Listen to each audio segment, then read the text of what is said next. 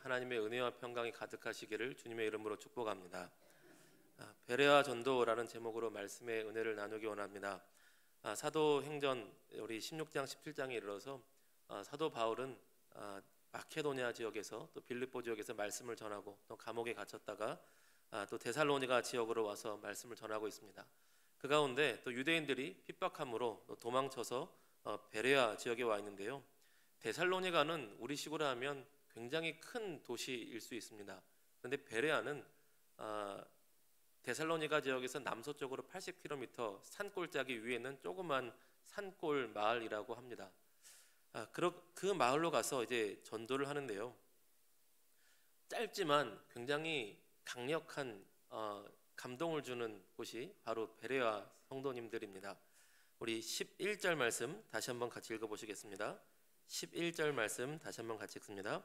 베레아에 있는 사람들은 데살로니가에 있는 사람들보다 더 너그러워서 간절한 마음으로 말씀을 받고 이것이 그러한가 하여 날마다 성경을 상고함으로. 아멘. 베레아에 있는 사람들은 데살로니가에 있는 사람들과 비교하여서 비교급으로 더 너그럽고 더 간절하고 더 날마다 말씀을 상고했다고 합니다. 오늘은 이 베레아 사람들의 말씀을 읽었던 모습과 태도를 통해서 우리가 성경 말씀을 대하는 그 교훈을 받고자 합니다. 첫 번째로는 우리 베레아 성도들은 더 너그러운 마음으로 말씀을 받았다고 합니다. 너그러운 마음이 무엇인가 봤더니 우리 예전 개역 한글 성경은 더 신사다워서 이렇게 되어 있습니다. 원어를 찾아보니까 유게네스라고 되어 있는데 뭐 신사답다, 뭐 가문이 좋다 이런 뜻도 있지만 의미를 살펴보면 편견이 없다라는 뜻이더라고요. 더 너그럽게 말씀을 받았다라는 것을 원어로 분석하면 편견이 없이 말씀을 받았다라는 뜻이라는 것입니다. 이게 굉장히 중요한 게요. 유대인들은 당시에 로마 사람들이 보기에 또 그 사람들이 보기에 식민지 사람들이었습니다.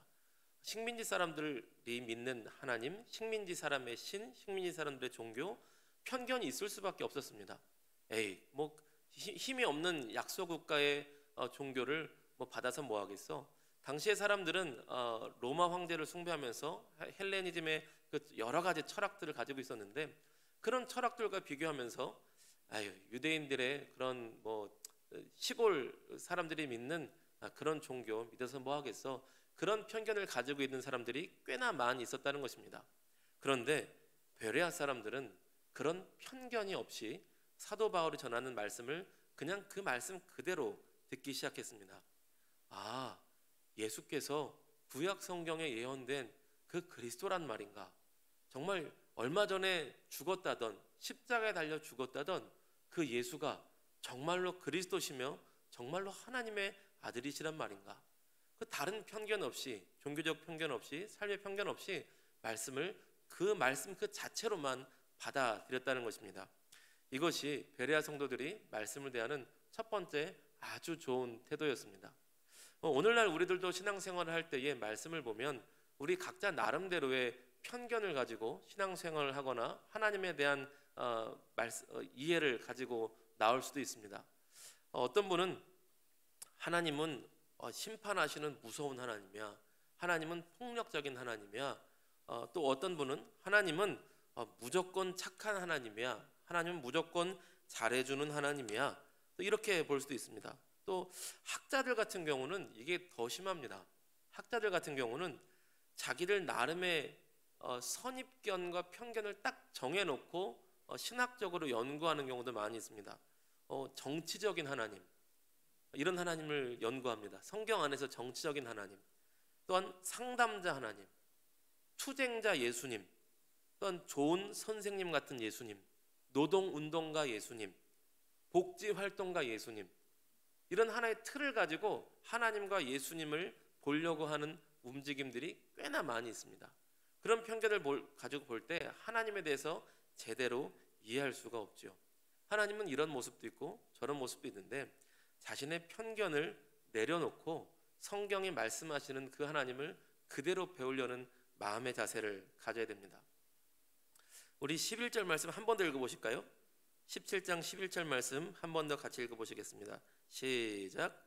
베레아에 있는 사람들은 데살로니가에 있는 사람들보다 더 너그러워서 간절한 마음으로 말씀을 받고 이것이 그러한가 하여 날마다 성경을 상고함으로.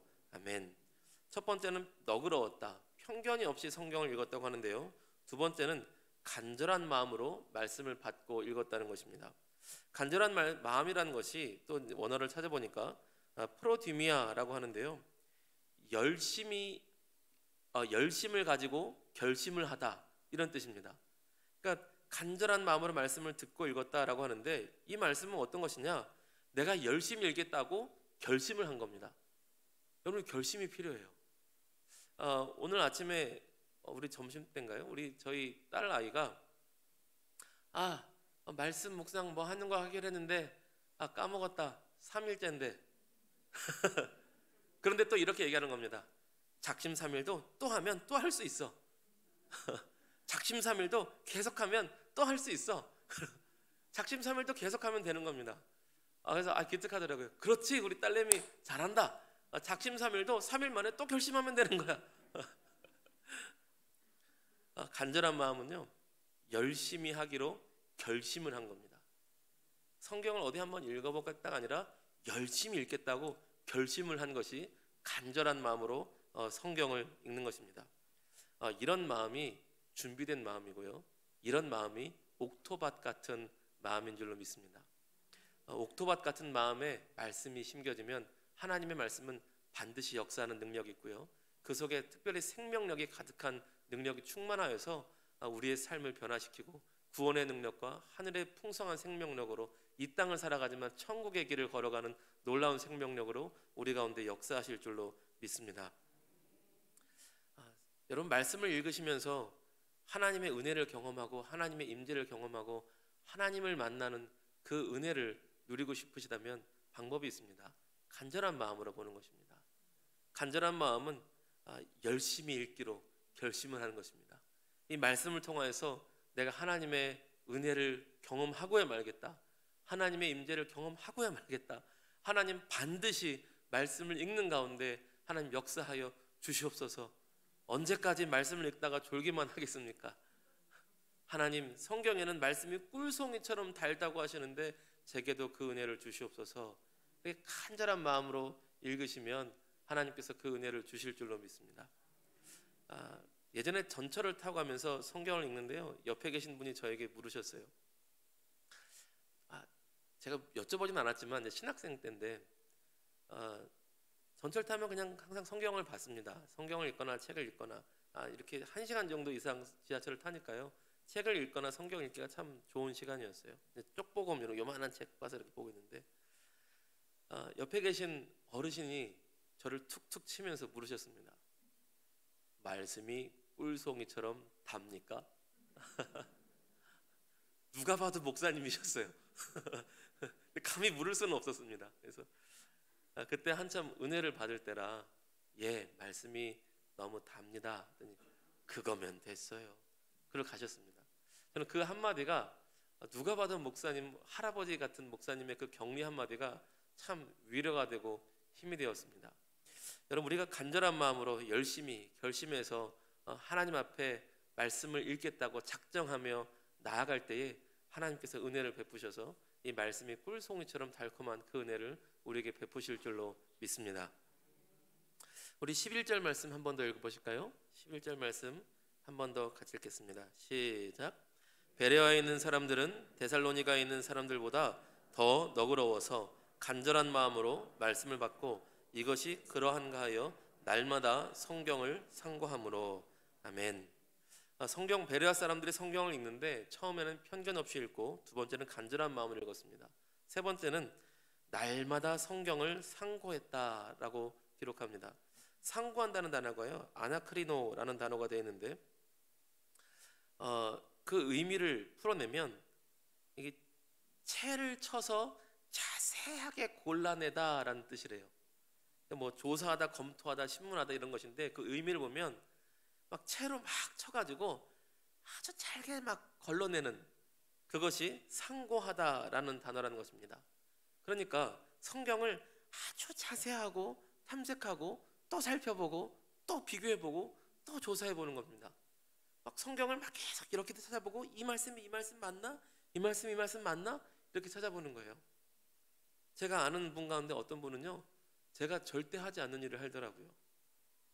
족보를요, 누가 몇 살 때 살아서 몇 장 몇 절에 몇 절까지 살아서 몇 장 몇 절에 몇 절까지 살아서 그걸 다 계산하는 분이 있더라고요. 그걸 계산해 보더니 무두셀라가 죽을 때 하나님께서 그 해에 노아의 홍수 심판을 주셨구나, 이런 것을 계산하는 분이 있었어요. 야, 어쩜 저렇게 말씀을 사모하고 말씀을 좋아할까? 그래서 제가 너무 감동을 받아서 그분하고 결혼을 했습니다.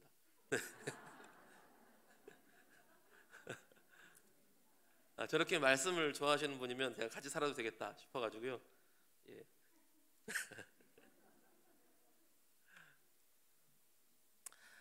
말씀을 자세히 쳐서 골라내고 살펴본다고 하는데요.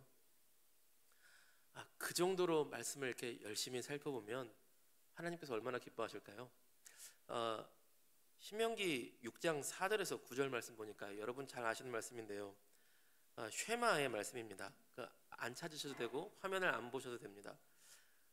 여러분 잘 아시는 말씀이세요. 이스라엘아 들으라, 우리 하나님 여호와는 오직 유일한 여호와시니 너는 마음을 다하고 뜻을 다하고 힘을 다하여 내 하나님 여호와를 사랑하라. 아멘. 가장 중요한 계명이죠. 첫 번째 계명입니다. 마음을 다하고 힘을 다하고 뜻을 다하여 너의 하나님 여호와를 사랑하라 라는 계명이 하나님께서 주신 가장 첫 번째 계명입니다. 10계명의 앞부분이기도 하죠.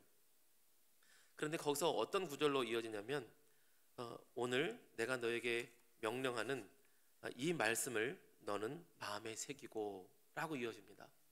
하나님을 정말 사랑한다면, 마음을 다하고 뜻을 다하고 힘을 다하여 하나님을 사랑한다면 하나님의 말씀을 마음에 새기라는 것입니다. 여러분 하나님 사랑하시죠? 우리가 좀 부족하지만 앞으로 더 하나님 사랑하길 원하시죠?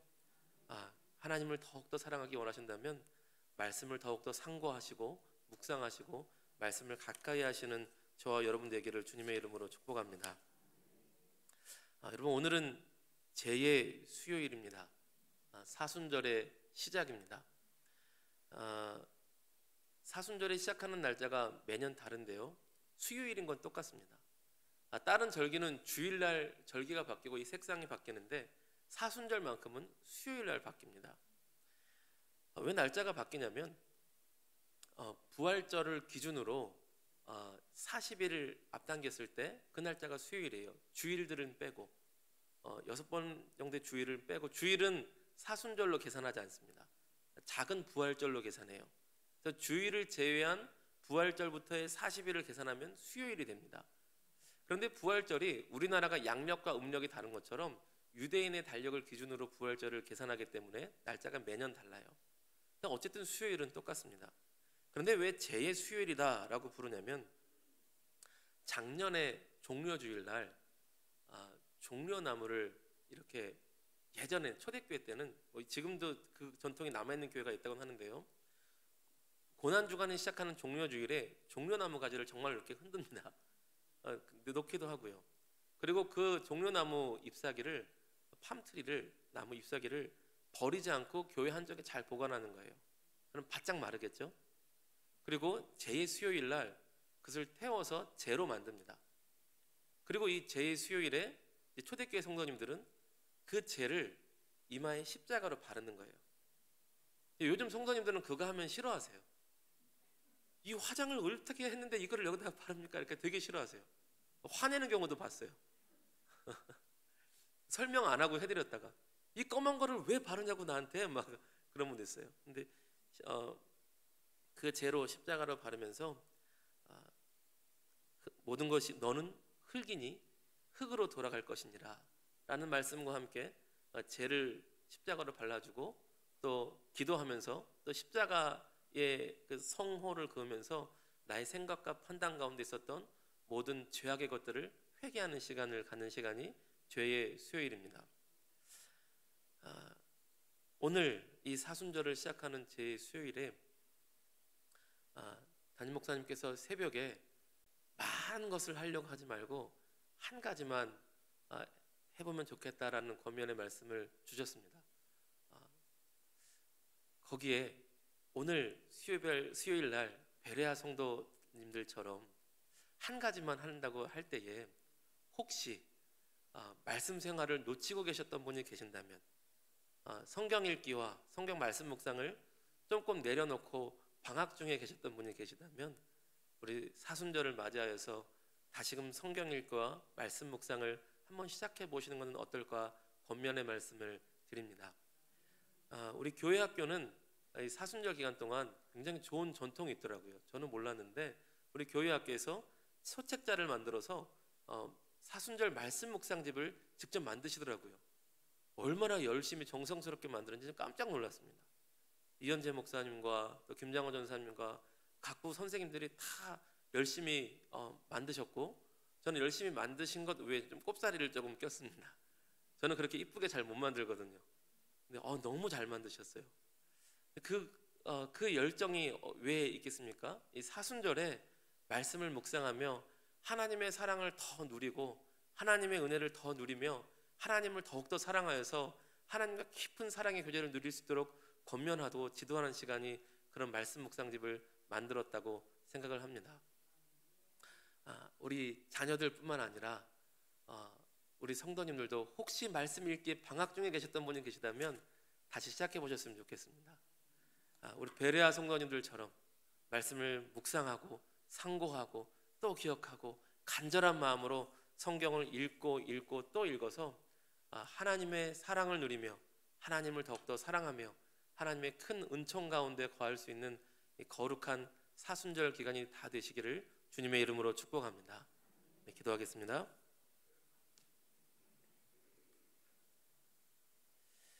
좋으신 하나님 아버지, 감사합니다. 주께서 언제나 우리와 함께해 주심을 감사와 찬양을 올려드립니다. 사랑하는 하나님 아버지, 사순절 제2수요일을 시작하며 베레아 교회 성도님들이 얼마나 열심과 성심으로 하나님의 말씀을 묵상하였는지 우리가 살펴보았습니다. 하나님, 우리가 이 사순절 기간에 다른 것은 놓쳐도 말씀을 더욱더 가까이 하며 또한 말씀을 통하여서 예수님께 또 우리 하나님께 더욱더 가까이 나아갈 수 있는 복된 하나님의 백성들이 되게 하여 주시옵소서. 하나님의 말씀을 통하여서 예수님을 더욱더 깊이 경험하고 예수님을 만나고 예수님과 함께 동행하며 살아갈 수 있는 복된 하나님의 사람들, 하나님의 아들, 딸들이 다 되게 하여 주시옵소서. 사랑하는 하나님, 정경혁 권사님 11조 예물 선교 헌금 또한 튀르키예 지진 돕기 헌금을 드리셨습니다. 하나님께서 모든 것에 주인 되신다는 믿음의 고백으로 11조 예물을 드렸사오니 하나님께서 책임져 주시고 그 인생길 돌보시고 함께하여 주시옵소서. 아버지, 선교 예물이 쓰여진 곳마다 하나님의 나라가 임하게 하여 주시옵시고 아버지, 이 예물을 통하여서 그 예물이 사용되는 곳마다 하나님의 생명의 역사가 임하게 하여 주시옵소서. 아버지, 동일한 은혜로 이곳에 모인 우리 모두와 함께하여 주시옵소서. 주께서 언제나 우리와 함께해 주심을 감사와 찬양을 드리며 너무나 좋으신 우리 구주 예수 그리스도의 이름 받들어 감사하며 기도 올리옵나이다. 아멘.